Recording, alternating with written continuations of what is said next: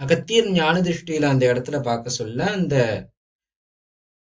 தோஷம் முடிஞ்சு சிவருமான் சுவாமிக்கு அனுகிரகம் பண்றப்ப சாஸ்தா அகஸ்தியரை ஞான திருஷ்டியில பாக்குறத கண்டுபிடிச்சிட்டார். ஆகையால அகஸ்தியருக்கு எப்படி காட்சி கொடுத்தார்னா, தன்னுடைய இரு மனைவியாக கூடிய பூரணா புஷ்பகலாவும் 2 யக்ஷினிகள் சாமரம் வீச, வேதாளம் குடைபிடிக்க, பைரவர் முதலான எல்லா விதமான காவல் தெய்வங்களோட, அதாவது சங்கிலி பூதத்தார்,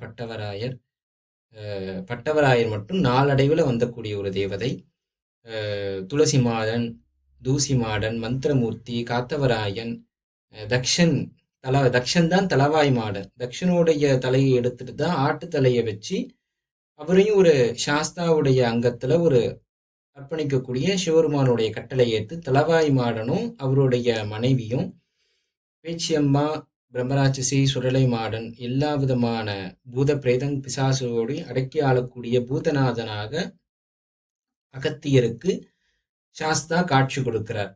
இந்த காட்சி அகஸ்தியர் கண்டவுடனே சுவாமியுடைய நிறம் பொன் நிறமானவர், அந்த மஞ்சள் நிறத்தில் இருக்கக்கூடியவர் தான் சாஸ்தா. அவருடைய சிரிப்பு முத்து போல இருந்தது.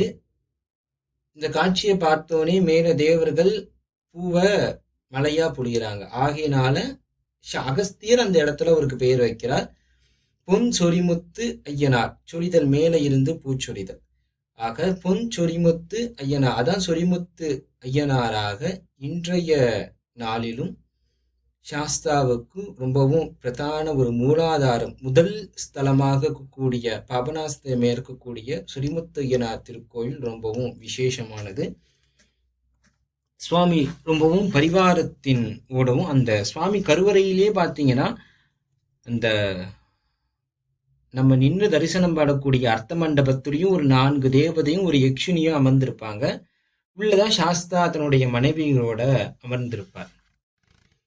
இப்படி தட்சிணாமூர்த்தி சுரூபமாக கூடிய காரணத்தினால சுவாமி கிரீடம் அணிந்தது ரொம்பவும் அரிது. என்றைக்கும் சுவாமி அந்த ஜடை, அந்த முடிய சுவாமி எடுத்து அப்படி கட்டின மாதிரி ஜடாபாரமாகவும் அல்லது ஜடா மண்டலமாகவும் தான் சாஸ்தா நிறைய இடத்துல காட்சி கொடுப்பார்.